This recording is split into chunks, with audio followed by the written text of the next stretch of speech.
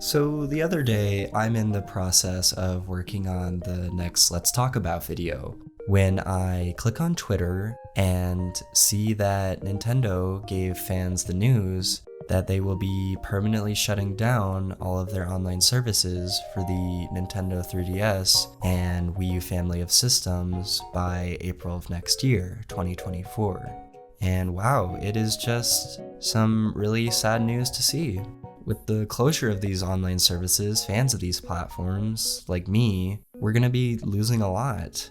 Games that made heavy use of online, like Smash Bros. For 3DS and Wii U, Mario Kart 8, and most notably Splatoon 1, are gonna be pretty much left high and dry in terms of content after the shutdown. In fact, Splatoon 1 relies so heavily on online services, I'd argue 90% of that game's content is about to just not exist. Another game that just came to mind is Mario Maker, which practically established its entire identity around the fact that players could create and share their own levels online. And along with these games are many others I can't even think of right now, which are going to be suffering as well. Things like online leaderboards, exclusive items you can only get through online play, even entire game modes. It's just crazy to think about how much we're going to be losing here. And I think it was obvious to many that this was an inevitability. Just a year prior, the eShops obviously were closed by Nintendo, and back then they had insinuated in their statements that online services weren't going to be far behind. But it almost just feels too soon to me, and I honestly can't believe that now we're only a few short months from these systems basically being put to rest. And in a way, it's almost surreal that by this time next year, all of these memories I have of these online experiences are going to be strictly memories, and they're memories that no one else in the future will ever be able to have. All of these mixed emotions and factors being combined, it definitely makes for a difficult pill to swallow. And part of me just kind of keeps going back and wondering, why does it have to be this way? Right now we live in this time where so much of our society basically functions on this backbone that we have created through these countless online services. And in many ways, we are still currently paving the way in which we treat these services as they get older, especially in the gaming industry. So when I take a moment to ignore sort of my own reasoning and the excuses that Nintendo have repeatedly given us about why these services just have to be shut down, I guess I just keep asking myself why. Take the Xbox 360 for example. It was released worldwide in winter of 2005 and continues to have an active user base till this day. And I think a big part of that is because it still has online services. It supports online play, and as far as we know, it will continue to into the far distant future. That all except for its digital storefront, which Microsoft has decided it will be closing in 2024. And that's a decision I can only hope wasn't inspired by Nintendo's actions from last year. Nintendo is a multi-billion-dollar company now, and they've certainly had no trouble keeping these platforms afloat for the past 5 years, so what really has to stop them now? And trust me, I know there's a multitude of business-related answers as to why they do have to close it. Return on investment, software security, not wanting to drive some sort of competition for the Switch. I mean, as if anyone could actually call these consoles competition. But when it comes down to it, you have to remember the sheer impact that Nintendo's actions have on the gaming industry as a whole. This company practically pioneered many of the conventions we now basically take for granted in gaming, and in my opinion, they just had the opportunity to set a new precedent both in favor of video game preservation and just overall good consumer relations. It's sad to me that they're choosing not to, and it's overall just upsetting how many gaming experiences are going to be lost because of it. And not just on the 3DS and Wii U either, just gaming as a whole. Of course, this all goes without mentioning the elephant in the room, which I suppose I'll sort of get out of the way now. Emulation, ooh. Don't come get me, Nintendo. Honestly, I'm not super well versed on the Pretendo network and other similar services which are aiming to basically restore Nintendo Online once it's been shut down. But I am a bit skeptical that they will really have the ability to bring back functionality to every single game. And of course, I hope I'm wrong there. I really do hope I'm wrong in saying that, because I think these games do deserve to be experienced by other people in the future. And I myself would just really love the chance to maybe revisit these games myself one day.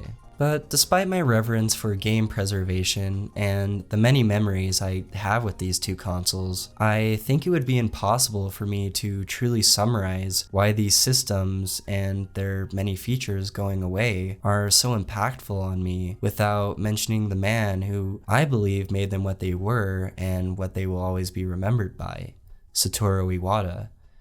Every time I try to look at the differences between the Nintendo of 2012 and the company we have today, I always end up circling back to Mr. Iwata. He served as the president of Nintendo between 2002 until his unfortunate passing from cancer-related complications in 2015, during which time he was credited for both reinvigorating and innovating on much of the culture we see at Nintendo today. Prior to becoming the president, Iwata worked as a programmer and producer on a host of fan-favorite Nintendo series, and on many occasions, Iwata played a vital role in helping these games even be published at all.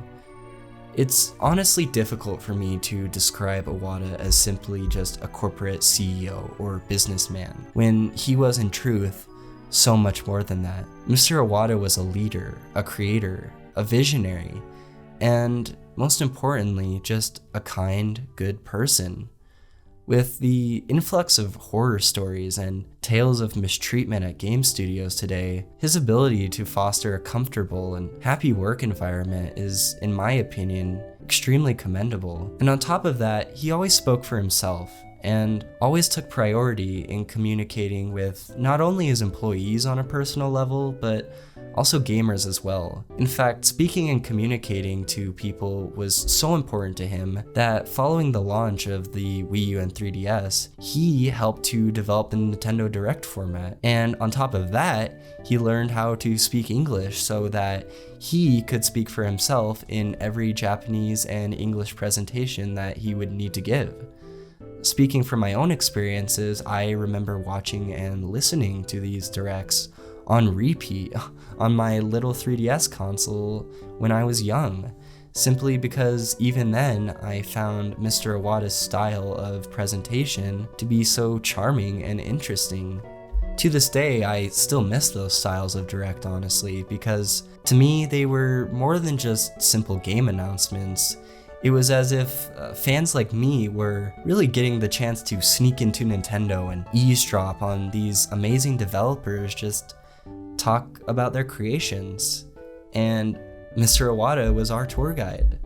Sadly, like any person, Satoru Iwata was not perfect. He made plenty of mistakes during his career, most notably being the commercial failure of the Wii U. It's clear in hindsight that he probably leaned too heavily into that area of the tech industry. But the thing about Iwata is he was always willing to take responsibility for missteps in his company. Take how in 2011, when Nintendo lost nearly $460 million following the colossal failure of the 3DS's launch, Mr. Iwata made the executive decision to cut his own pay in half in order to just avoid layoffs of his employees. And in later years, Mr. Iwata would more than redeem himself by turning the company around and putting Nintendo back on track, including the creation of what would become the Switch. And all of this while he was suffering from a debilitating terminal illness. When Iwata passed, thousands of fans and fellow game developers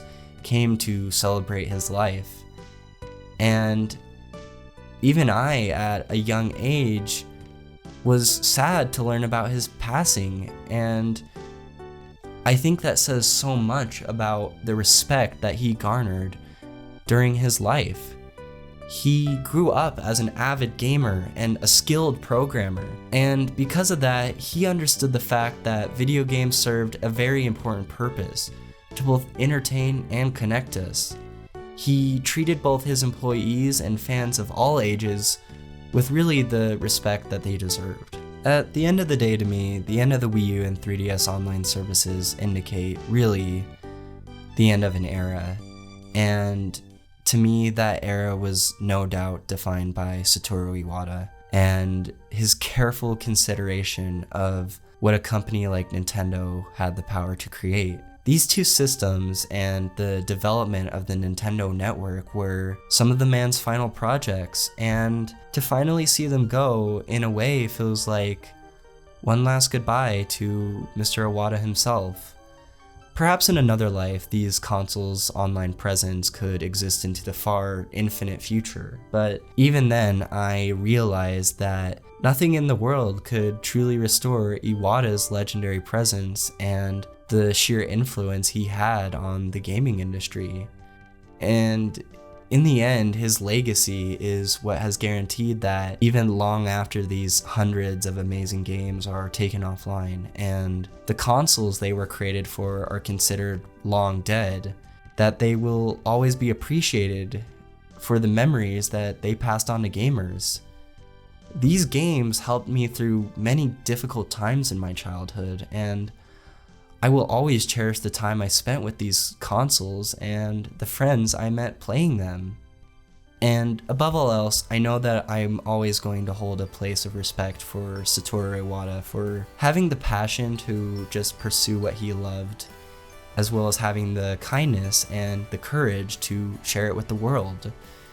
So now that we've reached the end and we wave goodbye to the 3DS and Wii U, I think I can take comfort in knowing that as long as there are amazing people like Satoru Iwata in the game industry and the world as a whole, there will always be spectacular things to look forward to in the future. So from the bottom of my heart, thank you for the memories, Nintendo Wii U and 3DS. Thank you, Satoru Iwata, and thank you all for watching. I'll see you next time.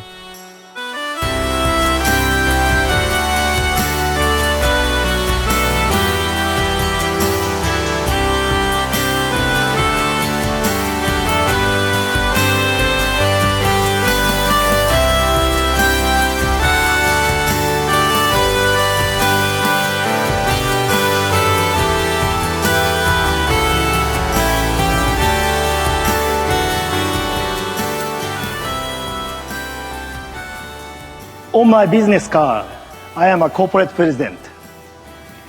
In my mind, I am a game developer. But in my heart, I am a gamer.